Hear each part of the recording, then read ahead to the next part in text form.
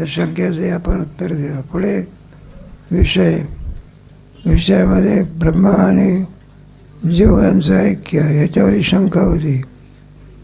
पुढे कोणते प्रयोजनावरती 2 शंका होत्या. झालं आपलं किती. प्रयोजनावरती कोणत्या 2 शंका होत्या. प्रयोजन म्हणजे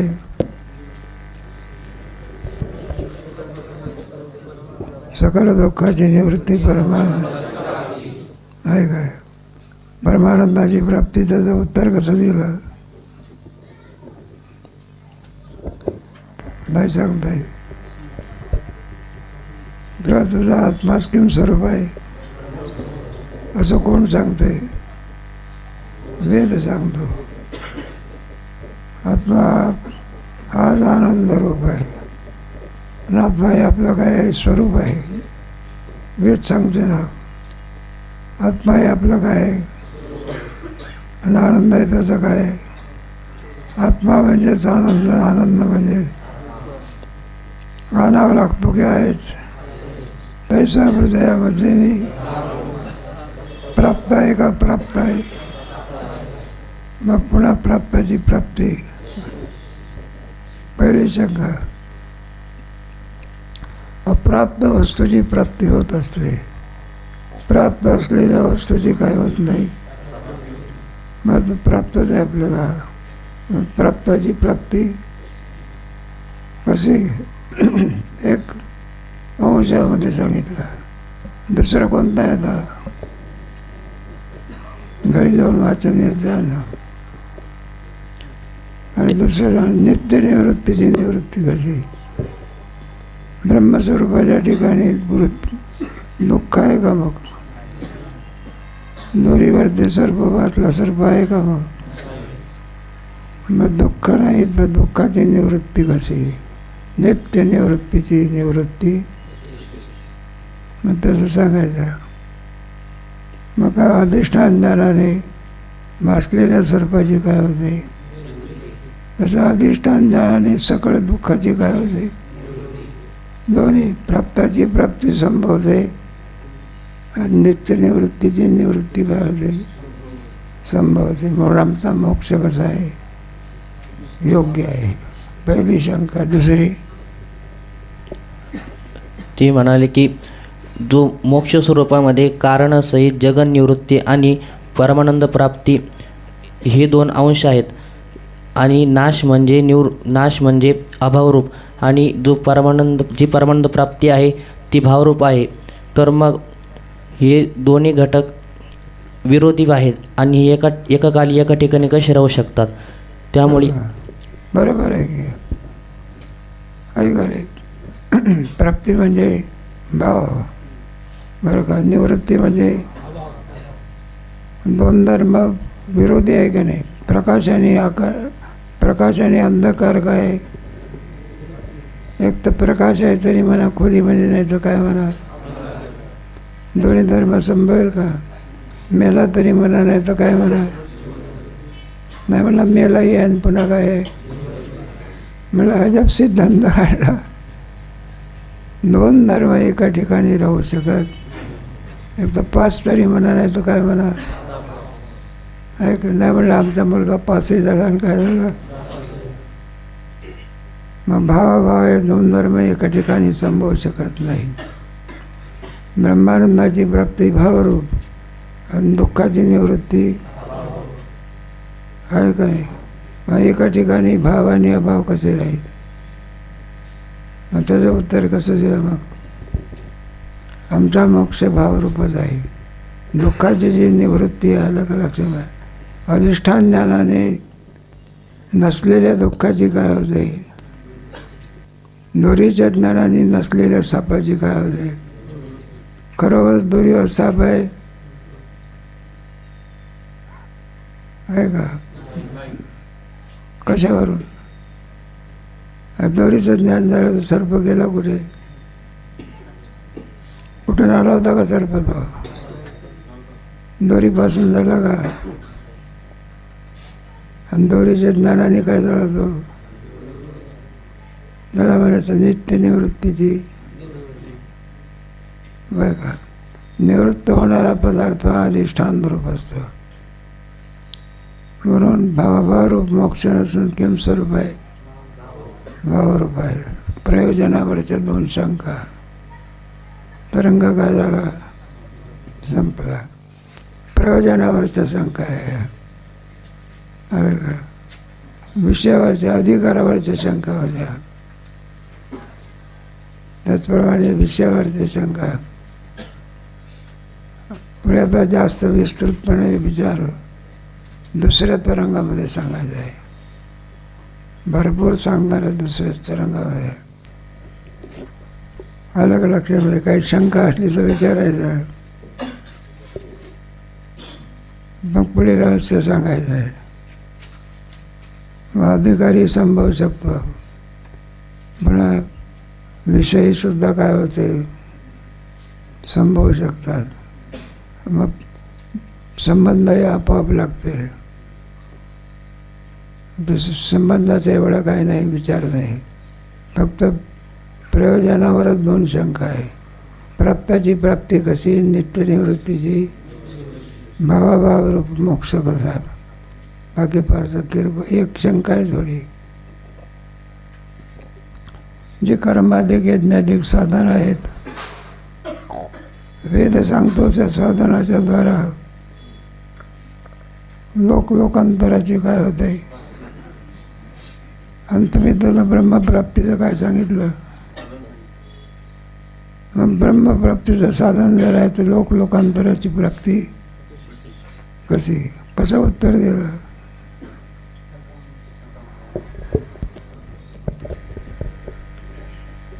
यज्ञादी कर्म जर सकाम याने केले तर ते स्वर्गाची प्राप्ती करून देतात, आणि जर ते निष्काम उपासनेने केले तर ते ब्रह्माची प्राप्ती करून देतात. बरोबर आहे की उत्तर. यज्ञाधिक जे आपण जे करतो लोकांतराची प्राप्ती व्हावी म्हणून कर्म जर केलं असेल तर ते लोकांतर प्राप्तीचं काय आहे साधन आहे. आणि ज्याच्या अंतःकरणामध्ये लोकांतराची काय नाही प्राप्ती नाही, ते चित्तशुद्धीचं काय आहे साधन सांगितलं आहे ना. कर्म हे कशा साधन आहे? का उपासना चंचलता निवृत्तीचं साधन आहे. दोन दोष ज्यांनी घालवलेले आहे त्याला सांगायचं त्याच्यामध्ये. एक पाप असते आणि एक विक्षेप असतो. पाप कशाने झाले? पाप वासना आहे का. आणि मनाची चंचलता आणि मग दोन्ही साधन आहे. ब्रह्मप्राप्ती बहिरंग साधन आहे कोणते. आणि अत्यंत अंतरंग साधन कोणतं आहे मग?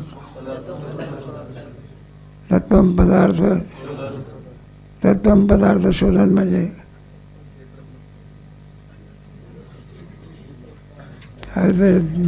महावाक्यामध्ये दोन पद आहे ना. एक तत् आणि दुसरं अशी क्रियापद आहे. मग त्याचा अर्थ कसा निघतो? तत् म्हणजे सर्वनाम आहे, ते ईश्वरवाचक आहे. आणि तम पद हे जीववाचक आहे. आणि असे पदाने ऐक्य तेव्हा ईश्वर आहे जीव असं म्हणजे ईश्वर जीव आहे. मग एवढा मोठा ईश्वर सर्वज्ञ सर्वशक्तिमान त्याला काय करून टाकलं तुम्ही? खालच्या दर्जा आणलेला. एवढा मोठा प्रधानमंत्री नरेंद्र मोदी आला आणि मला या सरपंच असे हजार सरकंप आमच्या तसं ईश्वराला तुम्ही जीव करून टाकला आहे. प्रमेय विसंगत आहे. मग लक्षणा करायची. काय करायची? मग तत्पदवाच्य ईश्वर आणि लक्ष त्याचं ब्रह्म, तंपदवाच्य जीव, लक्ष त्याचं कुटस्थ म्हणजे आत्मा. म्हणून आत्मा आणि ब्रह्म दोन नसून दोन नाही एकच आहे. किती आहे? घटाकाश आणि मठाकाश. घट आणि मठ दोन नाहीत, पण आकाश किती आहे? का? आकाश मात्र किती उपाधी लागू द्या. आकाश किती 10-5 आहे का एकच आहे? उपाधीमुळे अनेकत्व आहे. त्याप्रमाणे जीव किम स्वरूप आहे, कोणत्या वाक्याने तत्वम, त्याला तत्वम पदार्थ शोधरा. मला लक्षात साधनं सांगितली ना, काही बहिरंग आहे, काही विवेक, वैराग्य, समाधी, षटक, मोक्षत्व. कोणती साधन आहे? बहिरंग. श्रवण, मनन, निधिध्यासन, तत्वम पदार्थ शोधनम अंतरंग साधन आहे. मग बहिरंग साधनं कशाकरता सांगितली? हे बा, विना विवेक असल्याशिवाय मनुष्य बरं साधनेमध्ये प्रवृत्त होऊ शकत. मग विवेक असो, विवेकाने कळत असतं हे सगळं नश्वर आहे. मग आपण विवेकामुळे वैराग्य प्राप्त होतं. कशामुळे? विवेक जर नसेल तर गोष्ट बिष्ट सांगून वेळ जाते. कोणीतरी आपला वारकरी होता, आमच्याला एका माणसाने जेवणाकरता बोलावलं. बाकीची माणसं जेवायला होते. काही श्राद्ध वेद होता. आमच्यामध्ये जेवायच्या वेळेला वाढ झाली. वारकरी आपला बसला बसकं घेऊन. लाडू केलेले होते. मग लाडू सगळ्याच्या पानावर वाढले. मग शेजारचा मनुष्य जरा दूरदृष्टी होता, त्याने बरोबर निरीक्षण केलं. वारकऱ्याच्या पानावर ते लाडू वाढला. मुंगीने खाता बरोबर का मुंगी काय झाली? दाना खाल्ला नाही. मुंगी काय पडली? बरं, वारकऱ्याच्या पानातलं सांगितली गोष्ट आहे. पण ते माशीसुद्धा त्या लाडूवर काय होईना बसेना. विष असलं तर माशी बसत नाही. मग त्याला कळून चुकल्या लाडूमध्ये काय. म्हणलं वारकरी बघा तुमचा लाडू कसा आहे. म्हटलं तुम्हाला जे वाढला ते कोणाला वाढला? तुमचा आमचा लाडू सारखाच आहे की? तो म्हणलं नाही, फरक आहे काही नाही. तर म्हणलं मुळेच नाही. म्हणलं फरक आहे की? जो तुम्हाला वाढला तोचा कोणाला वाढला?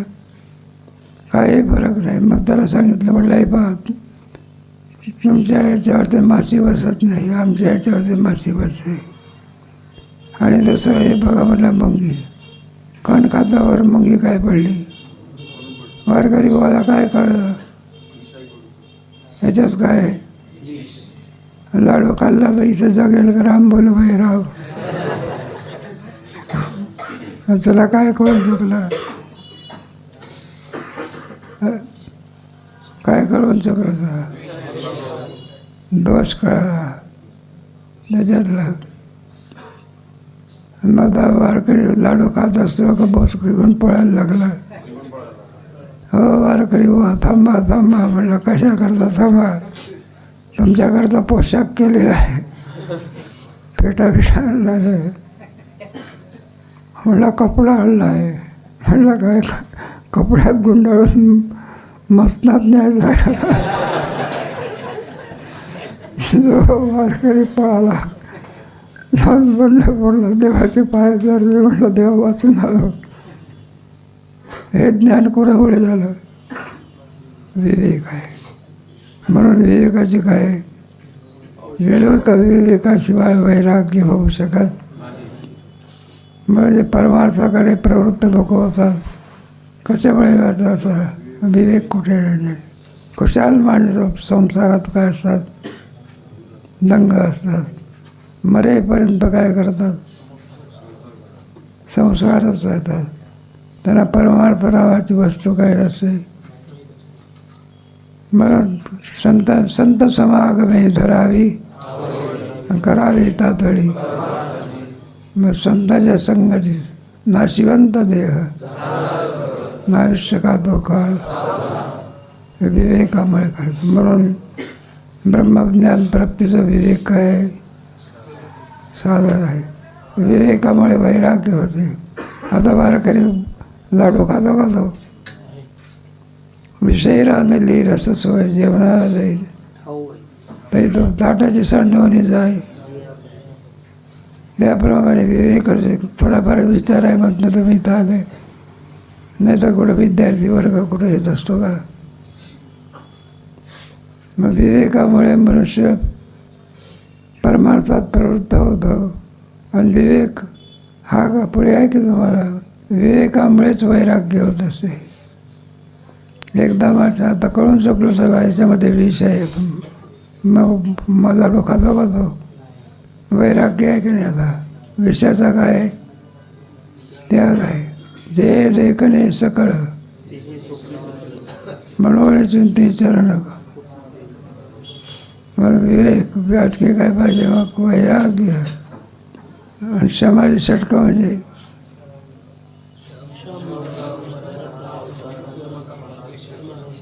दम म्हणजे काय? बिडीचा दम मारायचा का? दम म्हणजे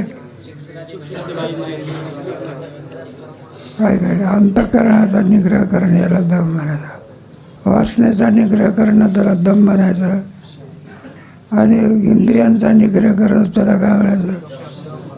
बघा चुकलं का? तर आपलं बरोबर आहे का? चूक आहे ना? आणि इंद्रियांचा निग्रह त्याला काय म्हणायचं? वासनेचा. असं पाहिजे. आम्ही सांगितलं इंद्रियांचा निग्रह म्हणजे शम. तुम्ही होच म्हटला.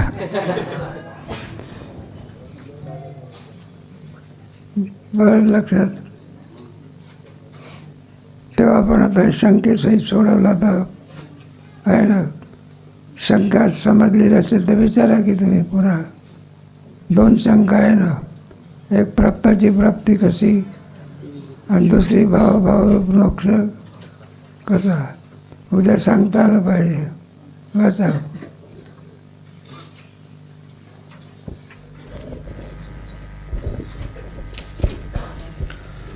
पहिल्या तरंगाचे रहस्य. मुख्य वेदांत शास्त्र म्हणजे व्यासकृत ब्रह्मसूत्रे. त्यावर सुमारे 10-12 भाष्ये झालेली आहेत. त्यांपैकी श्री शंकराचार्य, श्री रामानुजाचार्य, श्री मध्वाचार्य व श्री वल्लभाचार्य यांची भाष्ये प्रसिद्ध असून त्यांचे संप्रदायही चालू आहेत.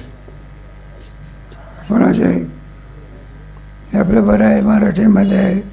आपले आचार्य म्हणजे ज्ञानेश्वर महाराज आहे. ज्ञानेश्वर महाराजाच्या पूर्वीसुद्धा आचार्य होऊन गेले मध्वाचार्य, निंबार्क भिक्षू, विज्ञान भिक्षू असे वल्लभाचार्य यांनी सुद्धा आणखी वेदावरती ग्रंथ लिहिलेले आहेत. पुढे वाचा. बाकी निंबार्क, विज्ञान भिक्षू वगैरेची भाष्ये प्रचलित आहेत. श्री शंकराचार्यांनी आपल्या भाष्यात अथातो ब्रह्मजिज्ञासा या सूत्रानुरूप अनुबंध चतुष्टय सांगण्याची सांगितलं आहे. मग अनुबंध चतुष्टय का सांगितला? भगवान शंकराचार्यांनी कोणताही ग्रंथ सांगण्याच्या पूर्वी अनुबंध चतुष्ट कळावं लागतं.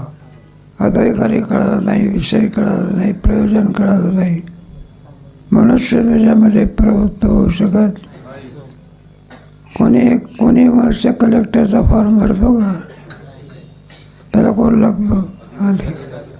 नाही तर आपला फॉर्म आणला मिळाला का त्याच्यावरती सही करा की म्हटलं अंगठा घ्या की आमचं तो कलेक्टर होत असतो का? तो काय निवडणुकीचा अंगठा आहे का? निवडणुकीमध्ये अंगठा आहे बघा. अंगठा द्यावा लागला इथे. तो अंगठा चालतो का इथे? अधिकारी लागतो. काय लागतो? या अधिकाऱ्याशिवाय आणि होऊ शकत नाही. पगार मिळतो तो पगार प्रयोजन आहे. काय फुकट नोकरी करतो का पगार अगोदर विचारतो? कोणाला पगार कोणताही मिळतो का? म्हणून हे सगळं अनुबंधाच्या दृष्टी म्हणतात. व्यवहारात सुद्धा त्याचं ज्ञान असावं लागला.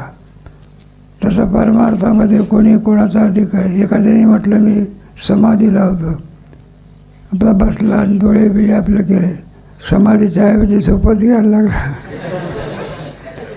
कोणाला समाधी लागते का यम साधन व्हावं लागते. जरी साधन असेल तर समाधी लागू शकत. पण त्या 6व्या अध्यायामध्ये ना सुंदर वाट आहे. पुढे वाचत जा. त्याचप्रमाणे मूल विचार सागरकर्त्यांनी या पहिल्या तरंगात आरंभी अनुबंध चतुष्टयाचे वर्णन केले आहे. अनुबंधाच्या दृष्ट्या म्हणजे धडक येतात. चार कोणते बा?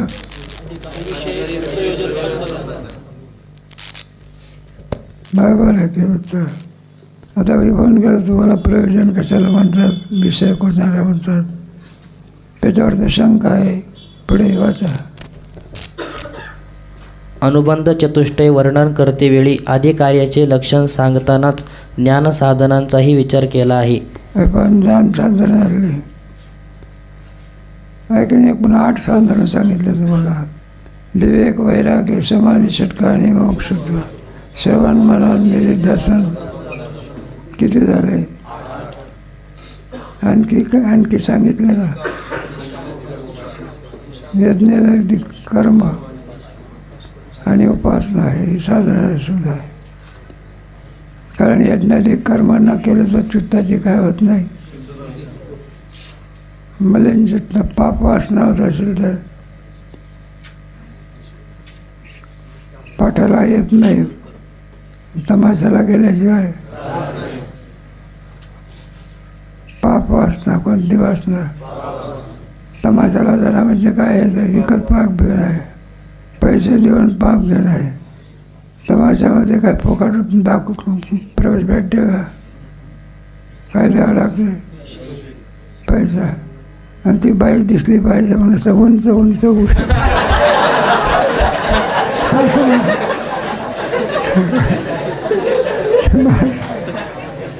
बाई पाहत असतात का तिचा नाच पाहतात?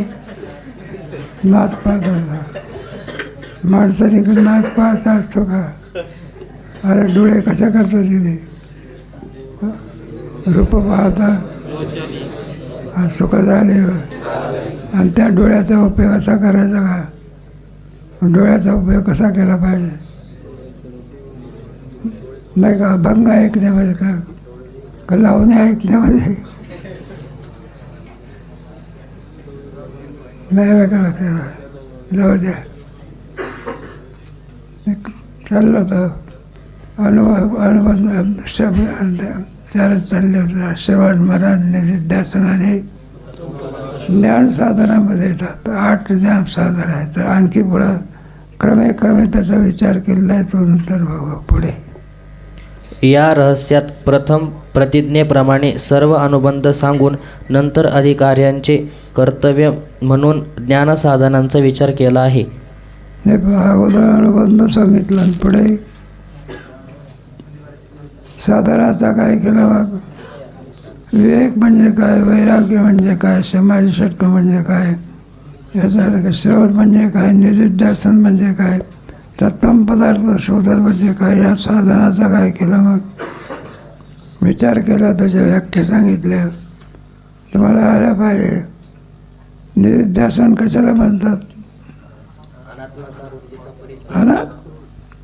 बरोबर आहे की अनात्म पदार्थाचा परित्याग करून सदैव आत्माकार वृत्ती ठेवणे याला काय म्हणतात? मग निधिध्यासन. विवेक, वैराग्य, भक्तीची साधन हीच आहे. मग थोडा फरक असतो. भक्तीच्या साधनामध्ये श्रवण, कीर्तन, विष्णू स्मरण, अर्चनम, वंदनम, दास्यम, सख्यम. तुका म्हणे नवविधन भक्ती जाणीत होती शुद्ध. नाही का? जाणे भक्तीचा जिव्हाळा अनेक नाही माझे मनानं. नाही का? नामरूपी जळले चित्त. भक्तीची साधना, योगाची साधना, ब्रह्मज्ञान प्राप्तीची साधना, यम नियम प्राणायाम हे कशाची साधना आहे? समाधीची आहे. नाही तर आपलं बसलं म्हणून समाधी लावतो. समाधी लावत असते का? झोप काढत असतं. कोणालाही समाधी लागत असते का?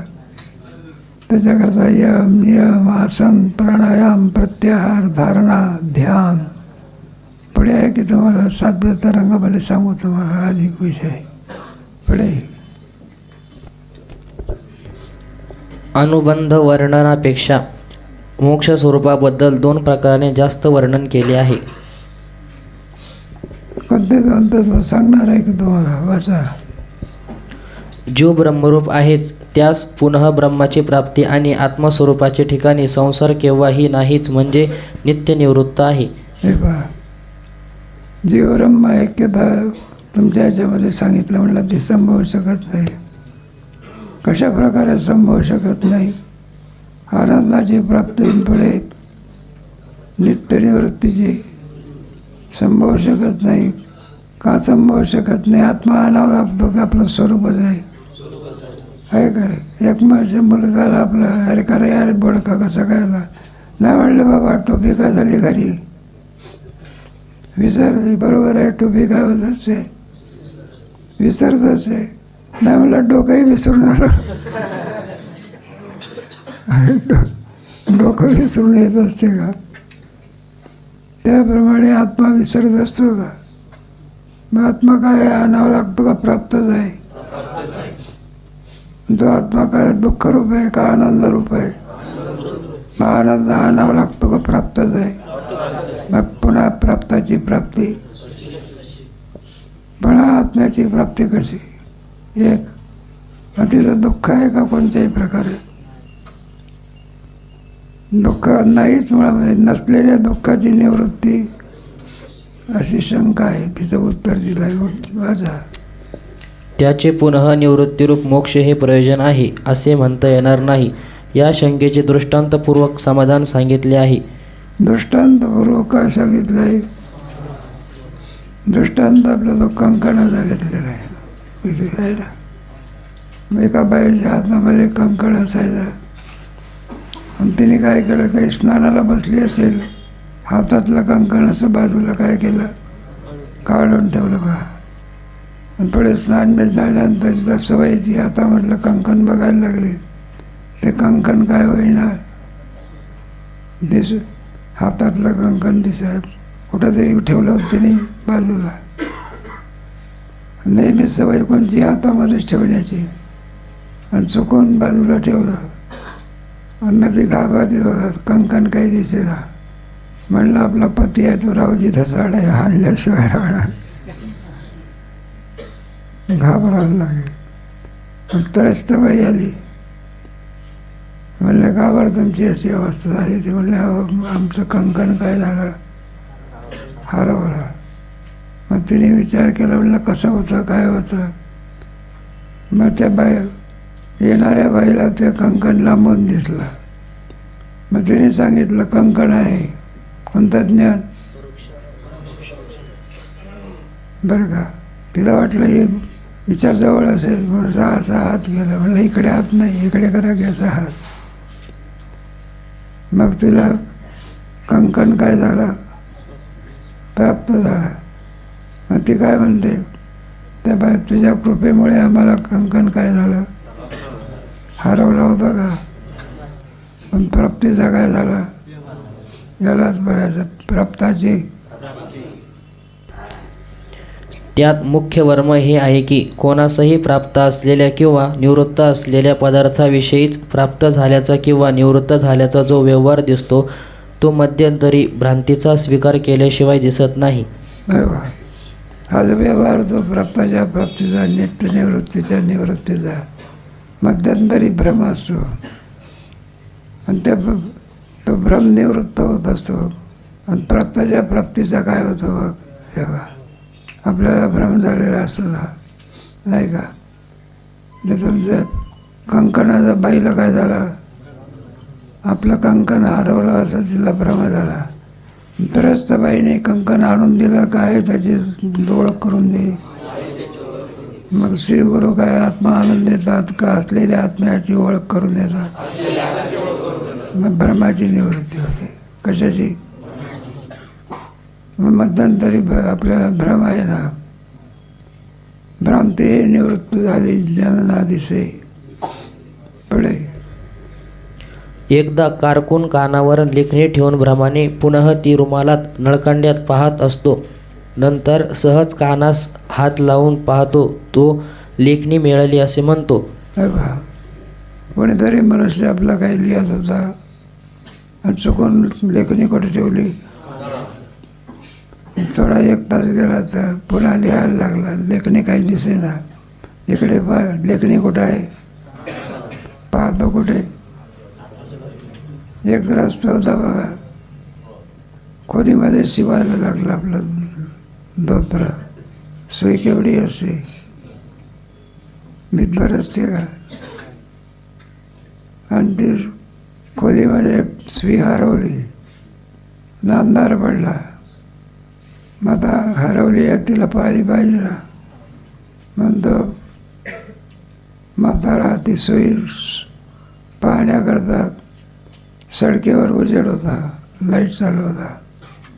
हरवली कुठे आणि शोधतो कुठे. त्रस्त मनुष्याला म्हणलं, गाव काय शोधता. म्हणलं ही सुई हरवली की. म्हणलं सापडेल की. पुन्हा अर्ध्या तासाने काय शोधता. म्हणलं सापडली नाही का. म्हणलं सुई. म्हणलं सापडतच नाही. म्हणलं हरवली तरी कुठे. म्हणलं खोलीत. आणि शोधतो कुठे. मग सुई सापडेल का. उदाहरण संपलं आपलं. कशाकरता सांगितलं तुला. त्याप्रमाणे दृष्टांत, लेखणीचा दृष्टांत दिला आहे. लेखणी कुठं आहे आणि शोधतो कुठे आहे. सुटकेसमध्ये. मग लेखणी सापडेल का. त्रस्त माणसाने लेखणी आणून दिली, काय त्याचं ज्ञान करून दिलं. प्राप्ताची प्राप्ती हो. संपला. पण लेखणी मिळाली म्हणण्यास चोरून नेली होती कोणी, ती कानावरच होती. पण मिळाली म्हणण्यास लेखणी हरवल्याचा मध्यंतरी भ्रम मानावाच लागतो. हे बघा, त्याला लेखणी हरवल्याचा काय झाला होता. मिळाली लेखणी आणून दिली, भ्रमाची काय झाली. ते वेदांतशास्त्र आहे ना, आपल्याजवळच सर्व साधन आहे. फक्त आपल्याला जीवाला जीवपणाचा भ्रम झालेला आहे. आणि भ्रम झाल्यामुळे काय होत असतं आहे का, आपल्याला स्वस्वरूपाचा विसर पडलेला आहे. त्याला भ्रम समजत असतात. आणखी पुन्हा त्याप्रमाणेच मी ब्रह्मरूप नाही, ब्रह्म कोणीकडे, आणि मी काय यह किंचित, या भ्रमाने ब्रह्मप्राप्तीची आणि संसार निवृत्तीची इच्छा होते. शास्त्र सांगतं तो ब्रह्म आहे. आपला अनुभव काय आहे. आपला अनुभव काय आहे. मी कोण आहे. काळा आहे. मी कोण आहे. गोरा आहे. उंच आहे. ठेंगणा आहे. काय तुझे जातीचा म्हणा किंवा काय म्हणा, असं ज्ञान आहे आपल्याला. याला विपरीत ज्ञान असं म्हणत असतात. असायचं एकाने समजायचं. एक ग्रस्त आपला काही जोडपं होतं. त्याच्यामध्ये बाई हुशार होती, पण यजमान मात्र काही. बाईला काहीतरी वस्तू पाहिजे होती. ती बाजारातून आणण्याकरता यजमानाला बोलावलं. म्हणलं इकडे या. आला तो. म्हणलं जा बाजारामध्ये गुळ घेऊन या विकत. म्हणलं मी बाजार काय झाला नाही, पाहिला नाही. म्हणलं हरवलं तर. मग त्या बाईने सांगितलं, म्हणलं तुम्ही हरवत नाही. मग तिने काय केलं, एक काळा दोरा आणला आणि यजमानाच्या कुठे बांधला, पायाला. जा म्हटलं बाजारातून गोळ घेऊन या. मग तो बाजारात जायला लागला. तिथं तुमच्या जादूगाराचा खेळ चालला होता बा. खेळ गारोडी लोकांचा खेळ चालला होता. आणि तो गोळ आणण्याचा विसरला आणि काय पाहत बसला. काही काही वेळेला असं काही लोक प्रदक्षिणे निघतात. मग खांद्यावर काय असते, पताक असते. हातात तुळशीचे काय असते, हरिपाठ म्हणत चाललेला असतो. हे लग्नाचे बॅनर लावले असते म्हटलं. लग्न लहानच असते पण हे मोठं झालं. आणि चुकून तरी असं पाहायला गेला.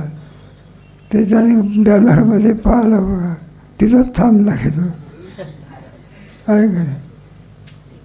गेला कशा करता करतो प्रदक्षिणा आणि थांबतो कुठे.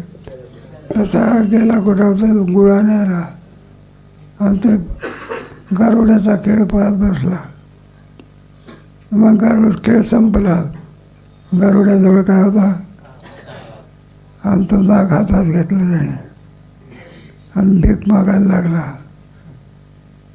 तर नाग असं चंचल झाला ना हातातून काय झाला आणि तो माणसात शिरला बघा. आणि चेंगराचेंगरी पळापळी. हा जो गुळ आणण्याकरता गेला होता ना काळा दोरा बांधलेला हा पालथा ओढला. त्याच्या अंगावर लोक गेले. काय गेले तो दोरा काय झाला तुटला. मग सावध झाला आपला. तो दोरा काय होईना दिसेना. मला भ्रम झाला. मग फिरत चालला. म्हणला मी हरवलो. मी काय झालो मी हरवलो. मग त्याच्या पत्नीने विचार केला जारती हे महोदय येत नाही. काहीतरी घटना घडली असली. मग ती शोधा करता घडली. याचं चाललं होतं मी काय झालो मी हरवलो. मग तिचं कुटुंब म्हणायला लागलं. म्हणलं चला घरी. म्हणलं मी हरवलो की पुन्हा घरी हरवलो. म्हणलं कशावरून हरवलं. दोरा पायाचा काय झाला दोरा कुठे आहे म्हणायला. मग त्या बाईने काय केलं पुन्हा दोरा त्याच्या पायाला काय केला. मग म्हणाला मी सापडलो. आता भ्रम काय झाला. मग तसा तुम्हाला आम्हाला काय झालेलं आहे भ्रम झालेला आहे. वेदांतशास्त्र वस्तू आणून देते का भ्रम निवृत्ती करते. मग तेच आहे पुढे. सारांश. जीवास भ्रम आहे म्हणून भ्रमप्राप्ती आणि संसार निवृत्ती अशा स्वरूपाचे प्रयोजन शास्त्र सांगते. म्हणून भ्रमाची निवृत्ती आणि कशाची प्राप्ती असं वाक्य. ब्रह्मप्राप्ती भावरूप आणि बंधन निवृत्ती अभावरूप असा भाव अभावरूप मोक्ष घडत नाही ही शंका. त्यालाच म्हणतात बंध. तात्पर्य असं आहे पूर्वपक्षाचं माझं. भावरूप मोक्ष काय होऊ शकत नाही. मग आपण काय उत्तर दिलं केवळ भावरूप काय आहे मोक्ष आहे. अभाव वाटते ना तो अभाव नसून अभ्यस्त पदार्थ निवृत्ती त्याची ती अधिष्ठान रूप असते. कुठे असते गाठ फुटला तरी नाहीसा होत असतो का मातीत रूपांतर होते. नाहीसा झाला का मग तसाच आहे बघा. जो अभाव असतो ना तो अभाव निवृत्त झाला म्हणजे तो अधिष्ठानातच असतो. अधिष्ठान रूप असतो. म्हणून आमचा मोक्ष भावरूप नसून किम स्वरूप आहे भावरूप आहे. पुढे वास्तविक या शंकेच्या समाधानात संसार निवृत्ती अभावरूप नाही एवढेच ग्रंथकारास सांगायचे आहे.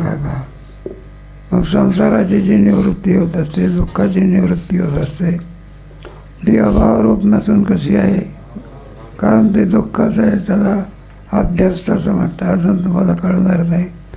पुढे दुसऱ्या तरंगात त्याचा अधिक विचार केला आहे. अध्यस्थ कशाला म्हणायचा. जे नाही ते त्याच्या ठिकाणी दिसणे त्याला काय म्हणतात. मग त्या अध्यस्थाचे प्रकार कार्याध्यास कारणाध्यास पुढे दुसऱ्या तरंगामध्ये तुम्हाला सांगा. म्हणजे जग वेदांतशास्त्रामध्ये सत्य नसून काय अध्यस्त आहे.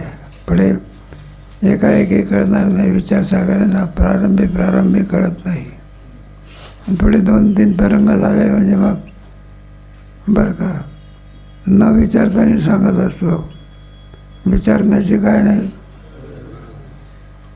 जरा तयारी असते ना. भांडवल तयार असलं तर म्हणजे मग काय प्रश्न आहे.